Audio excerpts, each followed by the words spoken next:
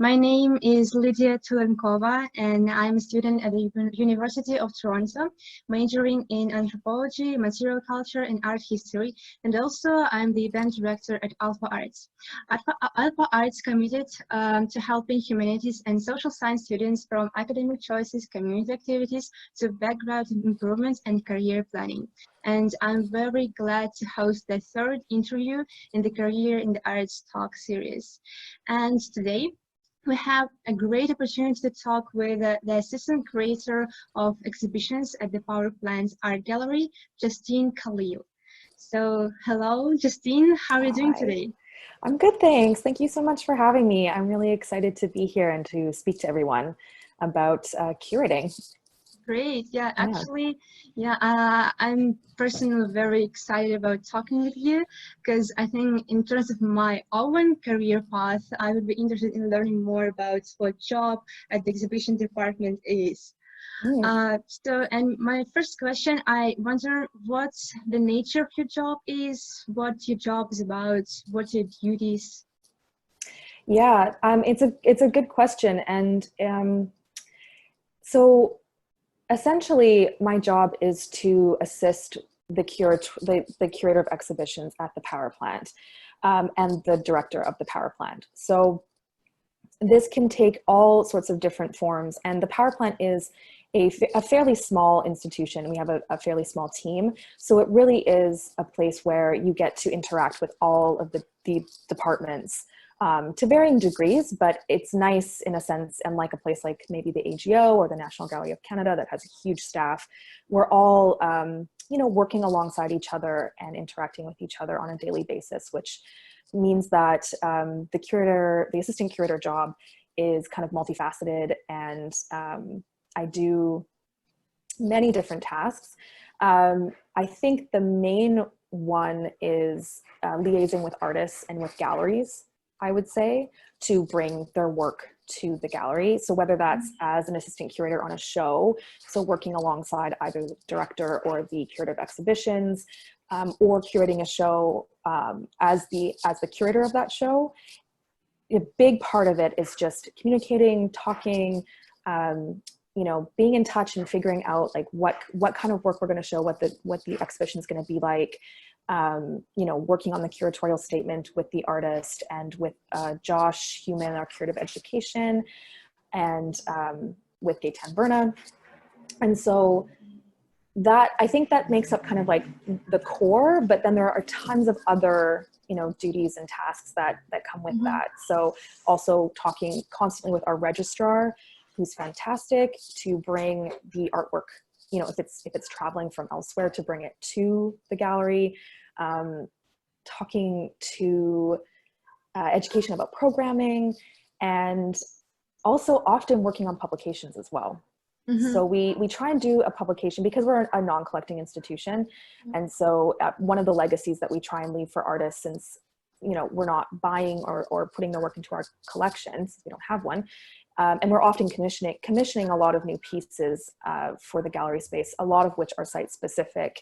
And some of that work goes to the artist afterwards, but sometimes it does not, and it's destroyed because it's very specific to the gallery space. So in that case, we try and produce publications, and we have a series called Power Plant Pages. And so a lot of the time we'll do a publication for the artist, which also involves then, talking to authors, working with the artist to choose images, working with our designer on the layout of the book. And so it's really like, it's a very Mhm. involved Yeah. job. Yeah. Is your job related to design somehow? Like design of like to design exhibitions or something like that? Yeah, sort of. Yeah, we don't have like an exhibition designer like how a bigger gallery would have. So it really is like working with the artists to figure out like what they want the exhibition to look like. So that involves like drawing up floor plans and using SketchUp, which I am just starting to get familiar with, Yeah. and working with our head of installation, and uh, also if I'm assisting with the head curator, to kind of like figure out the best way to integrate the work into the space, and like other small design elements, of course, like wall color, lighting, etc. So really, yeah, we're kind of doing that work, not solo, obviously, in collaboration with everybody, but we are designing the space ourselves in a sense. So do you think that it's good to complete some course or something like that in graphic or interior design? Just like, would it be helpful or useful while applying for a job like yours? I think so. Yeah, absolutely. So I don't have a background in graphic design at all.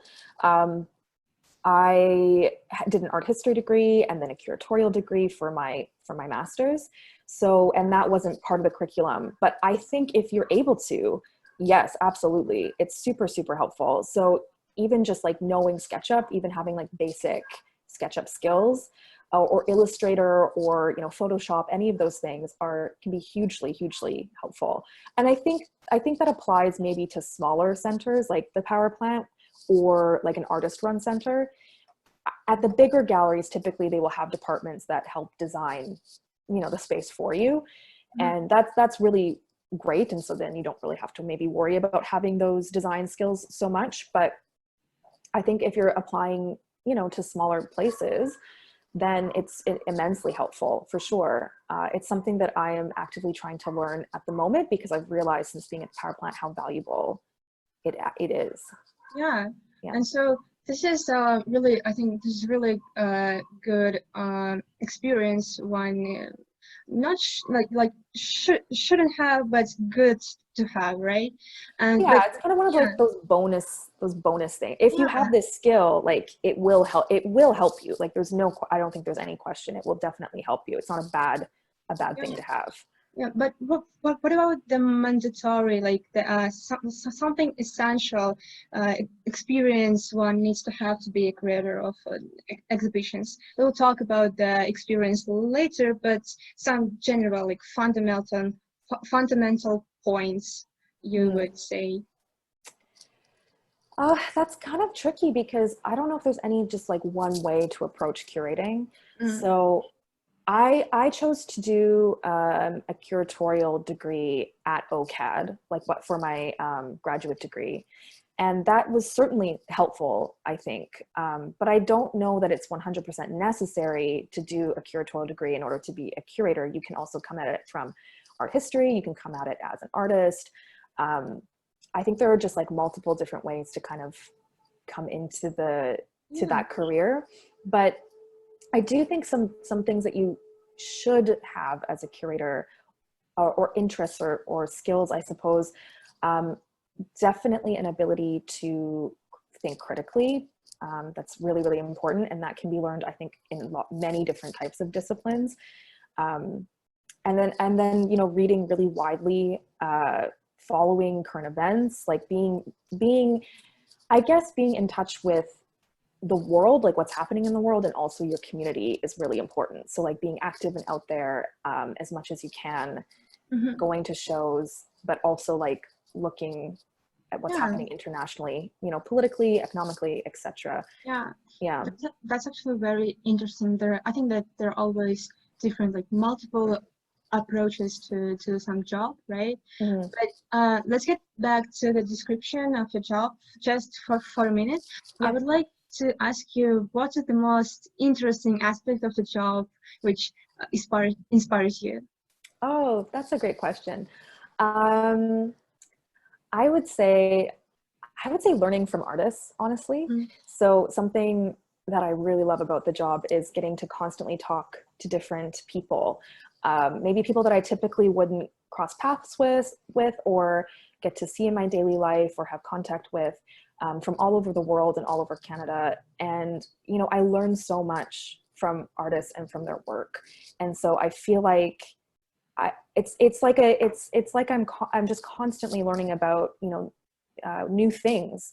And that's really inspiring to me. And being able then to take these really important messages that artists often have and kind of find ways in collaboration with the Power Plant team, sorry, to like disseminate that information to the public. I think art can be an incredible tool for opening people's minds and teaching people Yes. about communities or places or people or ideas that maybe they wouldn't normally have access to. And because unfortunately, I think there's a lot of people that feel it's not really accessible art, but it truly is in ways that I think other forms of education are not always accessible. I mean, it is much more affordable to go to an art gallery than it is to get like a graduate degree, for example. And there can be a lot of, I think, opportunity in that way for people to kind of, you know, get outside their comfort zone. And that really, that really keeps me going, I guess. Oh, great. And are there any challenging parts of your job? Yes. Oh my gosh. Yes. Always. I think the right question. Yeah, I think like any job, there's always challenging bits. So I think keeping that like thing that motivates you in mind is really, really important because I think like going into a career in the arts, I think a lot of people I certainly did have this like super idealistic kind of idea about like what they'll be doing and, oh, they'll be, you know, I don't know, changing the world in some way. And you can, that is possible, but there's also a lot of like, there's bureaucracy, there's red tape, there's budgets. The challenging thing is like working with little money sometimes because there's not a ton of funding for the arts. And so, yeah, and not everyone understands like what you're trying to do or what your vision is. And so trying to convince people can be a challenge sometimes. And then just in the day-to-day, like it's a lot of work. Like you have to really know how to multitask, I think, and know how to prioritize and work smart, I suppose, because, you know, there's just the daily stuff of emails, communication, trying to get all your writing done, trying to do all your research on top of that so that you know what you're talking about when you are curating a show, and you're well informed. Like there's a lot that goes into it, and trying to juggle all of that can be a real challenge sometimes. I think now maybe more so than ever because of COVID, and now working from home is a new challenge. So yes, totally. I just agree, but I can't even imagine how hard it is actually. But yeah, and just to do your job, you mentioned critical thinking. Just we are going to discuss skills and personal characteristics. And you mentioned critical thinking, communication. Are there any other? Let's do personal characteristic one is good to have to do this job. I think number one is empathy, for sure. Like I think you have to approach it from a position of first being empathetic and trying to understand another person's point of view, and being open to being maybe challenged or to being to having to think of things differently, and being patient and empathetic in terms of like listening to that other person's point of view and trying to see things from their perspective is really, really, really important. And then I think patience as well, because sometimes it takes time to figure out like what you're going to do, how you want to present things. And I think like a spirit of collaboration is also very important. Being willing to put your ego aside a little bit and like work with other people and see that, you know, maybe you don't always have all the answers, and that's okay. So there's humility in that as well, you know, to say, oh, actually, like, this is a really great idea, thank you. And not, you know, not be like, it has to all be like, it has to be me kind of thing. Yes. Yeah. I actually, I totally understand. Yeah. And about skills, what skills do you think are the most important for this job? Maybe good research skills. I'm actually not sure about it. Yeah, for sure. Being able to research, super, super important. And writing as well. I think that maybe people don't put enough emphasis sometimes on being a really like a good writer, being able to communicate your ideas effectively, and being able to write on multiple levels. So sometimes, you know, your writing will as the curator, you'll be required to write something more academic, and sometimes you have to be able to write something that's, you know, more accessible to the general public. And so being able to shift between those two different languages is really important. And so that's a super important skill to have, I would say. But yes, of course, also that with writing comes research. You can't write something if you don't know anything about it. So yeah, being able to research, and something that I think you can learn, which I think we touched on earlier, was communication, like being able to really listen and communicate with people. And also I will say that writing skills extend not just to like curatorial statements, wall labels, etc., but also email etiquette, like being able to like write a coherent email to someone. I don't know if there's like, if people take that for granted, I think, but that's actually kind of a skill at times. Yes, I totally agree. And what about public speaking? Oh yeah, that too. Yeah, definitely. Public speaking is important. And that is something that I really struggle with and still sometimes struggle with. I find this format actually in a weird way a bit easier, because it feels like I'm just talking to you, you know? Yeah. Yeah, and I'm at home in a place where I'm like comfortable and all of that. But public speaking, yeah, for sure. It's something that you can practice, definitely. I find the thing that helps me when I have to speak in public is like preparing. So even though it takes time, like, you know, reading, if you're giving some sort of talk, like a set talk, reading over what you've written multiple times, making sure you have the pronunciation of everything down, the flow, and just like reading it a few times to get it in your mind a little bit will help. And yeah, but I think it just takes time. If you're nervous about it, that's totally normal. And the more you do it, the better you'll get at it. But it's always a little nerve-wracking, for sure. Yeah. And about research activities, personally, I love doing research. This is just one of my favorite parts at university. Because you're saying you're in art history, right? Yeah, I'm doing minor in art history. Yeah, that makes sense, because that's tons of research. Yeah. And actually, I've been always curious how a person working in the exhibition department, how this person conducts researches. Like, do you have a plan or how it works? Yeah, I think, I don't know if I've ever consciously thought about it as a plan, but there's definitely certain things that I do when I'm researching an artist. So I think the first thing is to, you know, get as many sources as possible from that artist. So interviews, catalogs that have been written about them, pieces that they've written. And then we always ask artists for a reading list. So we ask them for like books that have inspired them. And then I will take from that reading list, right? Like, and try and get to familiarize myself with writers and ideas that are important to that artist. And sometimes I'll go back also, or I'll read about the artist and their work and look very closely at it. I think that's something also that can be very difficult, especially at this time when we can't do studio visits in person with people. But I think looking closely at the work is a form of research too, and trying to like pick out elements of it that, you know, maybe speak to you or intrigue you, and then diving into that either by, you know, talking to the artist. And of course, like, I'm talking about working with contemporary artists. So if your artist has passed, it's a different story, but talking with the artist, trying to figure out like why they did certain things. And then if something kind of sparks something in you, an idea, kind of following that thread. So then, like, you know, looking at more literature, articles about it.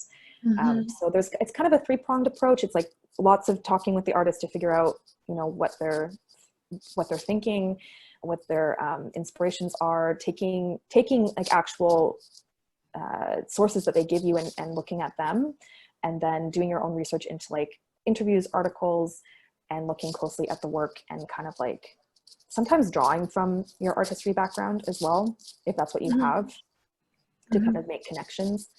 So yes, I guess that's kind of a plan. It happens at different like stages, like not always in that order, but yeah. It's actually, it sounds really great. I don't know, just I think that it's really, it's for me, I think it's really interesting to learn something new and just go in depth and just create some material and exhibitions. I think that's amazing. Yeah, and talking of research and constantly about universities, I just have this thing on my mind. Could you please tell us, I know you have already mentioned it, but just once again, where and what did you study at university, including both your bachelor's and master's degree? Sure, yeah. So I'm from Edmonton, Alberta. And so I did my bachelor's degree at the University of Alberta in their art history stream. I think it's art history and visual culture, something along those lines. And so I did an honors art history degree with a focus on the Vienna succession. So like the turn of the century in Vienna, Egon Schiele in particular. And so I did like a pretty traditional art history degree with a focus on like modern art.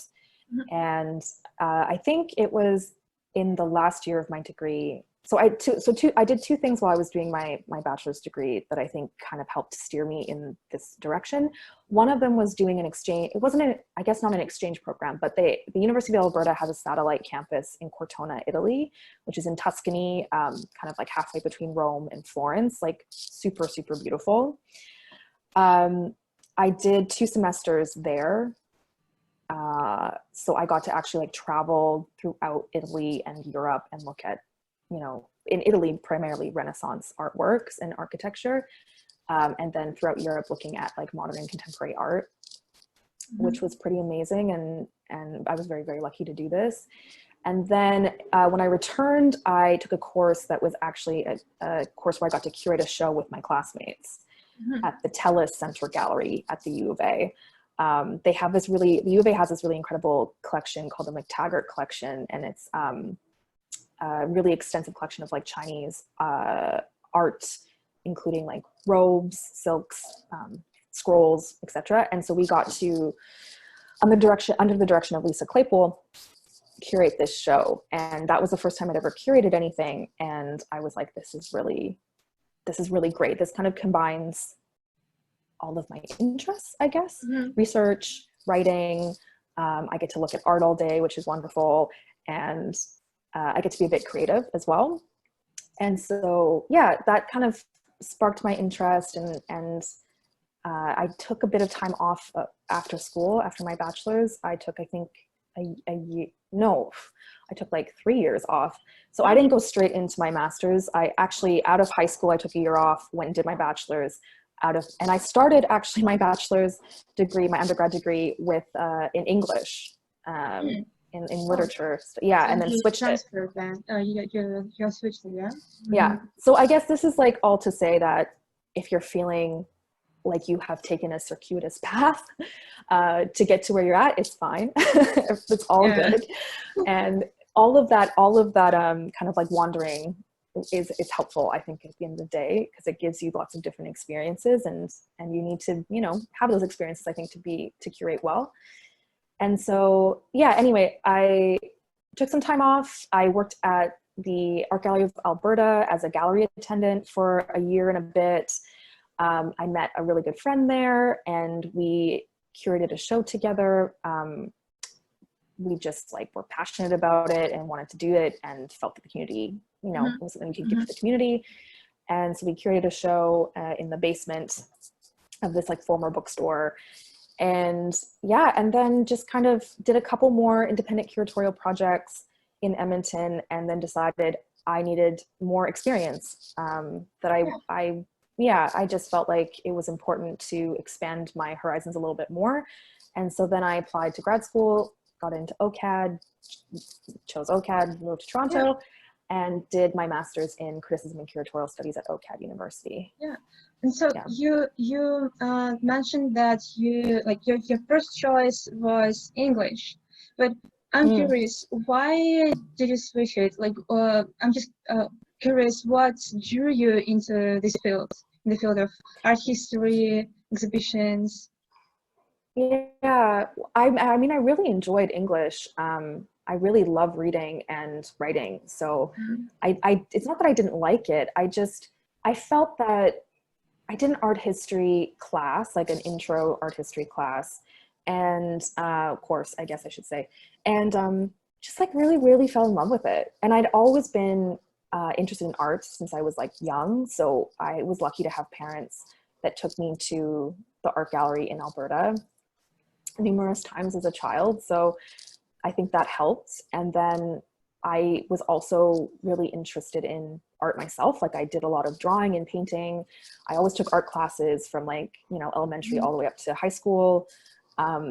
So I just was already kind of in love with art as it was, and did this art history class and was like, just, I don't know, it was just like I knew, I was like, this is what I want to do. Like Yeah. English is great and all, but this is like my passion. I think it was just like I was so incredibly excited about everything I was learning, and then one of the things that I found as I went through my degree was that art history as a discipline is a pretty obviously Western art history focused, and it's a pretty traditional kind of degree. And within that, there's a lot of opportunity I felt to like question things and push boundaries and subvert the discipline. And that was also very exciting to me. Mm-hmm. Yeah, so I guess I made the right choice, but it really was like kind of a gut instinct, I think, a gut feeling. Yeah. Did you have like your favorite course during your master's degree or um, undergrad? Something like your favorite subject or your favorite professor and subject, something like that. In my undergrad, I did this course that was like contemporary Canadian art history, I believe it was called. And I really loved it because I got introduced to like so many Canadian artists that I did not know about at all at that time in my life. One of them being Janet Cardiff, who I'm like obsessed with now and is one of my favorite artists. So that was really eye-opening to me. And I think because so much of my art history degree up until that point had been focused on Europe and Western Europe, it was pretty eye-opening to be like, oh yes, of course, like within my own country there is like this history, and I should also be paying attention to this. Mm-hmm. And so I think that was one of my favorite courses. I also did a course on surrealism that I loved. And then in my master's degree, I did a course with Andrea Fatona, who's this fantastic, brilliant woman. And it was an issues and exhibitions course. Mm-hmm. And that was super eye-opening to me. Just like learning about the history of exhibition making, you know, problematic exhibitions, as well as exhibitions that have been done really well, and just like thinking critically about how to create shows, how to create exhibitions, how to use space, was like revelatory, I think. Mm-hmm. Yeah. Yeah. At this time, did you know what challenges you would would have like when you get when you get a position of a curator of exhibitions? Like, did you know that okay that or it was very like ideal job for you at that time? I think at first it was definitely like ideal, and I idealized it. But actually doing the degree at OCAD, this sounds like a knock on OCAD, and it's not necessarily, but it really, I think, kind of prepped me for some of the challenges, because OCAD, there's a lot of red tape at universities, a lot of bureaucracy. OCAD is no exception, even though it's like a smaller university, and it's a more you know, art focused university than something like a place like U of T. There's still tons of bureaucracy. And so the project that I ended up doing for OCAD was site specific and primarily performance based. And so getting permission to like do what I wanted to do, and to have the artists like, you know, create their work in at 100 McCall at the main building was kind of a nightmare, honestly. So it was just like, it just took a lot of negotiating, a lot of like very long conversations with health and safety. And yeah, it was kind of eye-opening. Like, yeah, you can't just do whatever, right? You have to work within these like confines. And I think that was actually kind of helpful in preparing me for like what was to come, like working as a curator. Yeah, getting experience is actually very important in terms of understanding the nature of your future job, your potential future job, right? Yeah. And talking of experience, university, and university life, which includes studying, which includes volunteering, and doing some internships and some first jobs, minor positions, or something like that. And so I wanted to go in depth talking about experience. And as for studying, the first stage, right? What do you think are the most important things art students should pay attention to while studying? Maybe you will say do some research. It will be very useful in the future. Or, for example, go and find some art collections at your university, or get to know stuff there, or something like that. What is the advice? Yeah, I think that it's really important to get to know your community. And that's something that I didn't really do in my undergrad. I was really focused on like studying. I was really like a very anxious student. Yeah, exactly. Doing well, getting good grades, etc. It wasn't until maybe my last year of university a little bit more, and then after university, my undergrad degree, that I was like, oh, it's really important for me to like be present in the community and get to know people. And so I think that's something that students can do. And that means like, you know, talking to each other, getting to know each other, finding support in your fellow students, getting to know your profs as well. If there's a prof that you particularly like or get along with and is very supportive, like lean on that person. I think it's really important to, they're there to help you. And so not being shy, not like using those office hours. I know this is kind of a cliche. Everyone says this, but it's actually very true. And then outside of that, outside of the university community, like getting to know the wider community. So going to art galleries, going to shows, talking to people when you go, which can be terrifying, but you know, a really good thing to start doing, like introducing yourself, seeing what artwork is out there, especially if you're like an up and coming art historian or curator, you know, getting to know other kind of emerging artists. You know, you can form relationships, you can do studio visits. They are the next generation, right? And you can kind of come up together then and promote each other in a way. So it is basically networking, right? And the purpose of this networking is collaborations in the future. Did I get it right? Yeah, I think so. Yeah, you like summed it up very nicely. Networking, it's not easy, but it is important, I think. Yeah, and also you practice your public speaking skills, right? While yeah, totally. Yeah. And you know, it will be awkward at times. But it does get easier, and you will start to meet people and see familiar faces. I mean, the art community, even though Toronto's a big city, what I learned coming from Edmonton, a much smaller city, to Toronto, having it feel like this massive place, and then like realizing after a few years, I've been here for 5 years now, oh, it's actually pretty small. Like our community is actually pretty tiny. And so you will start to see the same people over and over. And especially if you know, befriend your classmates and other people in your program, and you can go together to these things. Yeah. I think it's very important to feel this, like to have this sense of community and people around you who are passionate about the same thing, right? Yes. Yeah. And as for grades, you mentioned that you focus on studying and grades. Did it play some role in your career path?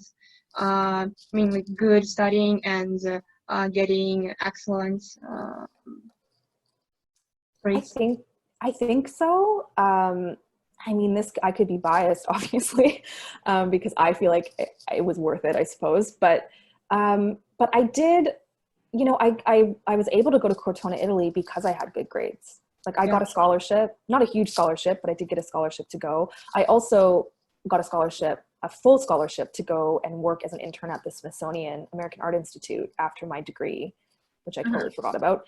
Um, yes, so like when I finished my undergrad degree, I went and did that for an entire fall, so like basically a semester. And I think my grades definitely helped in that regard.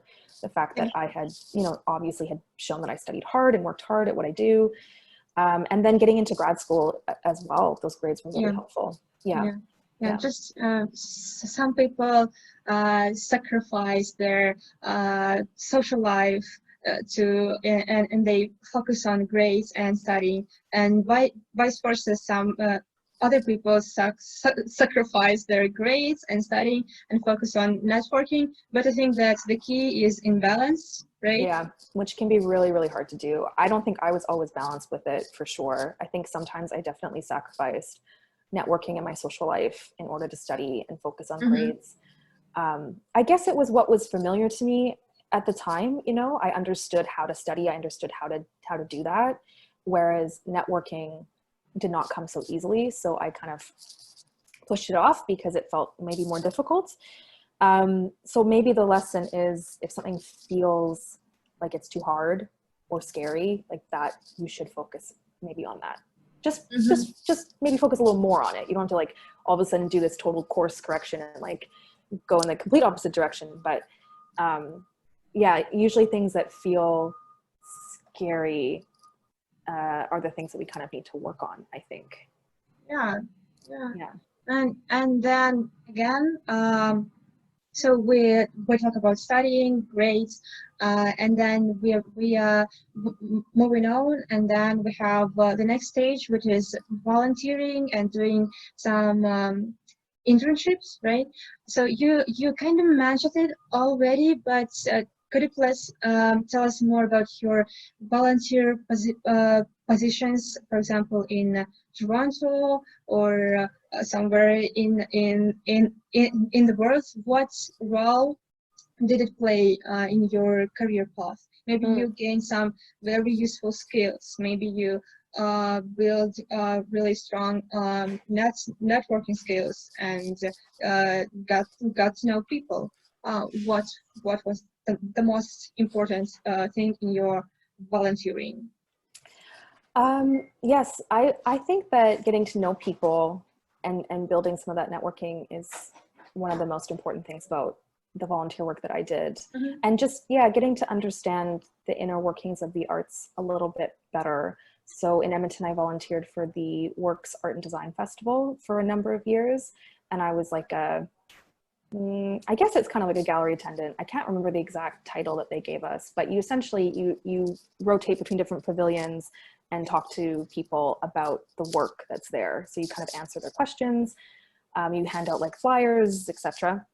Mm-hmm. And you know, that was helpful not only in getting to meet people within the arts, within like what my chosen profession was, but also, you know, talking to the general public. I think talking to people, and sometimes people that, you know, just stumble in and they have no desire to really see artwork, but they're there and they're like, what's going on? Learning how to talk to people of all, you know, levels of education in the arts. That's an invaluable skill as well. So I think my volunteering like helped with that too. And also understanding why people can get frustrated with the arts and trying to find ways of talking to them about that, because not everyone enjoys looking at contemporary art or understands it, or, you know, sometimes they have really strong visceral reactions to it, and understanding why that is was also, I think, really valuable. Mm-hmm. And are there any other volunteer positions you occupied while studying? I know you mentioned your journey, so you traveled and you got some position there. But actually, I'm curious about all the volunteer positions you had, because it just through volunteering, I think you gain this really useful like must-have experience uh, that which will play really good role while applying for your job in the future. So about positions, just like maybe not a list, but uh, fields. Mm. Yeah. To be honest, I mean, the works was the longest volunteer position I ever held. I think I did that for 4 or 5 years. And then I volunteered kind of briefly at the Nina Center for the Arts in Edmonton as well, which is a center that works with disabled adult artists to produce artwork, sell artwork, provide studio space. And so I worked with artists, helping them develop their writing.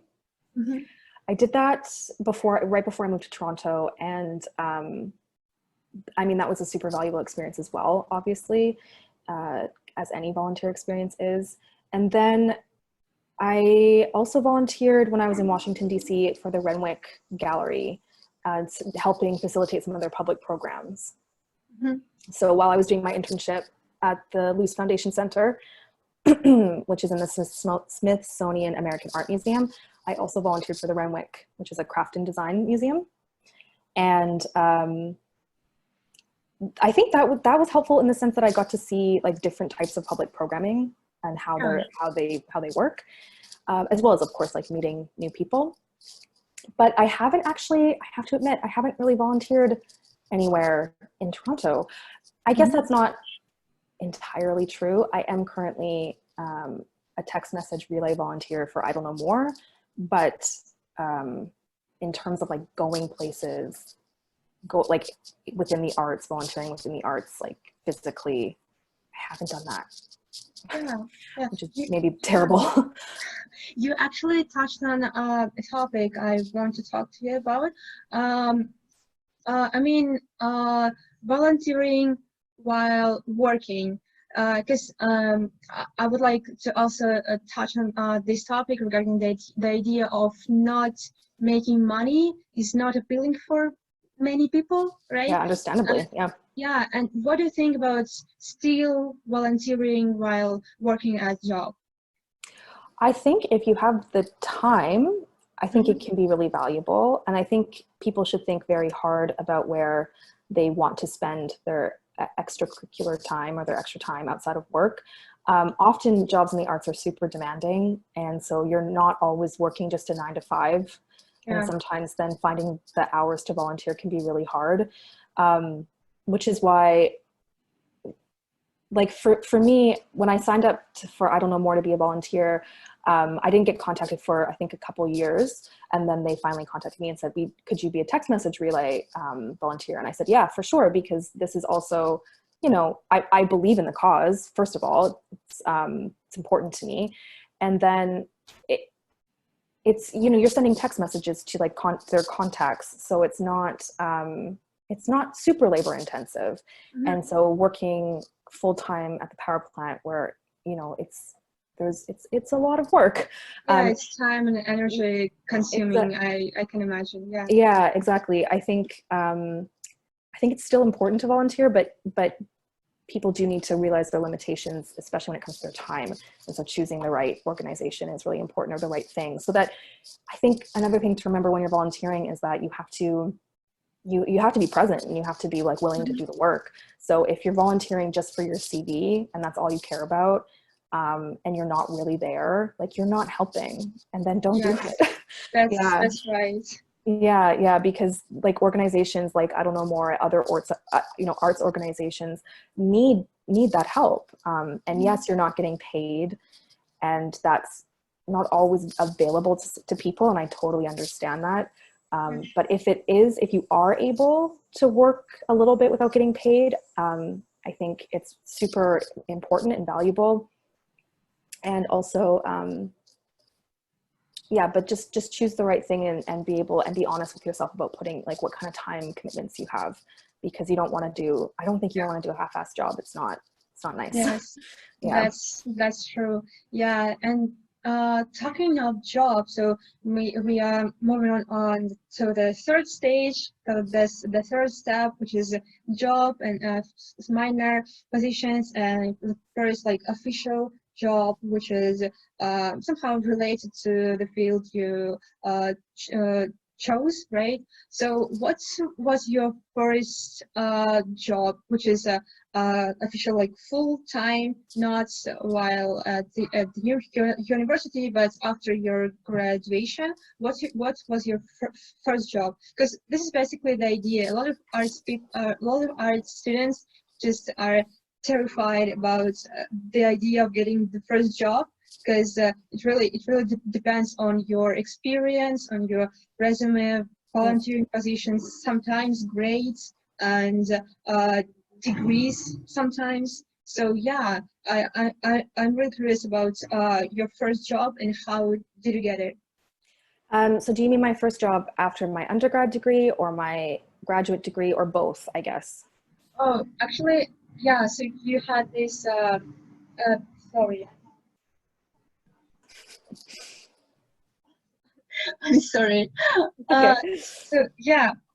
Uh, Actually, so yeah, you had this gap between your undergrad and grad. So yeah, I'm curious about both. Yeah. Okay.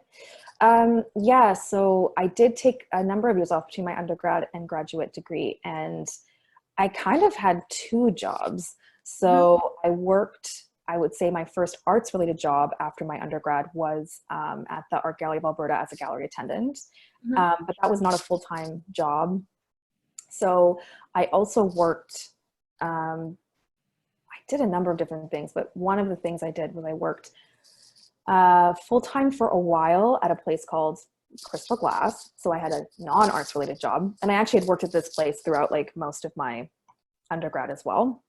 mhm. Actually, all of my undergrad, um, which is just like a glass store in Edmonton. I was a receptionist. I yeah, took calls, organized.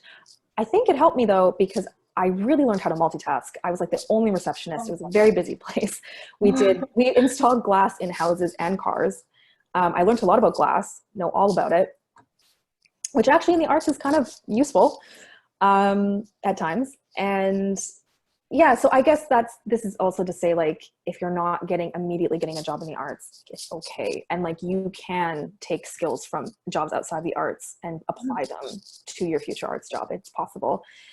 So I worked at this place called Crystal Glass, and then I got the part-time job at the Art Gallery of Alberta, and then did another part-time job. Where was it? I had quite a few different part-time jobs in Edmonton. I worked for the Diabetes Association for a while as a receptionist, and I worked for an insurance firm for a little bit, which was awful. Hated it. um, uh, It was after your undergrad, This right? is after my undergrad, yeah, before I went and did my master's. Yes, so, but my first job in the arts, not full time though, was the job at the Art Gallery of Alberta as a gallery attendant, which I Mhm. really, really loved actually. It was hard work, but you're standing all day, you're talking to multiple people, sometimes you're not in the mood for it, but I learned so much.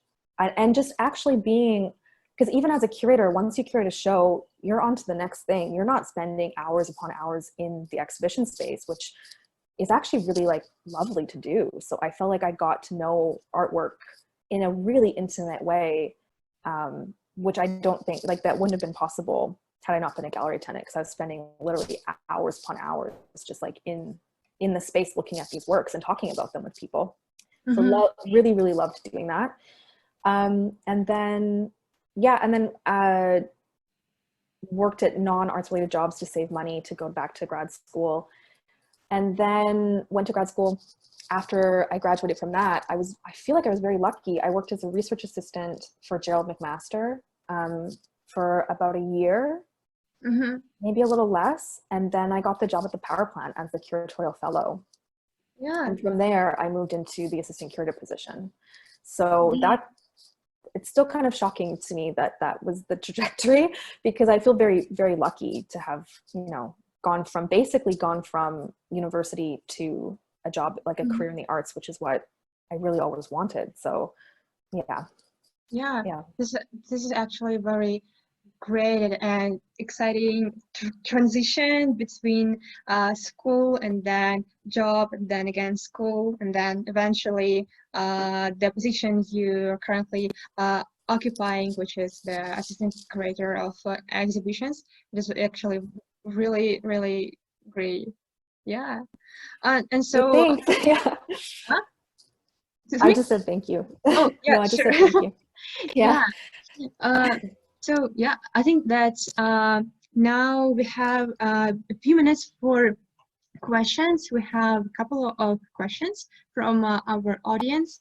And so the first question is, how important does a PhD or master degree mean to being a curator? We That's a actually, good. yeah, we Mhm, actually kind of mentioned it, I think, mhm. but still just to um, repeat it once again, probably. Yeah, for sure. I think that um, for me, I found getting a master's degree really valuable because it did help me expand my thinking. Moving to a different city, a bigger city was really helpful as well. And then also going to school and just getting to learn from other professionals in the field, and getting access to resources that I wouldn't have had if I wasn't in school was like super, super, super valuable for me anyway. And I Mhm. think that it is becoming, as the curating as a profession, as it becomes more professionalized, I think it is becoming more and more necessary to get higher education. So Mhm. to get a graduate degree or even a PhD. PhD, I think, still not so important. I think you can curate without a PhD for sure. I am, but there are certain positions that are still, I think, closed to people if they don't have PhDs at some of the bigger institutions. Like if you want to work, Yeah. um, I can't really actually speak to like institutions in Canada, but I know for sure places in like Europe and the States, like if you want to go to MoMA, for example, like you Mhm. have to have a PhD. So it does seem like a barrier for sure, and that's unfortunate, I think. But also post-secondary education does, you know, help in a lot of Yeah. ways, expand your skill set, and Yeah. introduce you to source resources and people that you might not otherwise have access to. Yeah. Actually, yeah. I agree with you. It's really it just helps and it just like not like a bonus, but just uh, just to expand your opportunities, right? And the doors which could be closed if you don't if you didn't have like a master or PhD, right? Yeah. But Yeah. I think something that is important to keep in mind if you are seeking higher education, whether it be an undergrad degree or a master's or a PhD, is that, you know, you should do it. I think people should do it because they really want to push themselves, you Hmm. know, push themselves like intellectually, um, and really try and expand their understanding of art, of politics, of the world. Um, Doing it just because you're like, well, this will help me get a job, you'll probably hate it, and it'll Yeah. be painful and awful, um, and you won't get it, won't get as much out of it. You know, I feel like it's possible then, if you're not really into it, to just kind of not pay attention. And doing those types of degrees means you have to be engaged. Yeah, um, and then maybe just gain more experience, like hands-on experience through volunteering and yeah, internships, right? Yeah. yeah, I mean, for sure it can lead to those things, but I think first and foremost, you know, people, you should do them because you really want to push yourself, and you see that you kind of hit maybe a wall, um, Mm-hmm. and you want to like push past it, and you want to challenge. It's going to be challenging, it's going to be really painful. I found my graduate degree super painful. It was really difficult at times, um, and it's exhausting, and you're working constantly, and it really is like a full-time job. So you have to be prepared for that, and you have to do it because it's like a labor of love, and you really believe it's important. Yeah. And also we have one more question. This is actually very interesting one.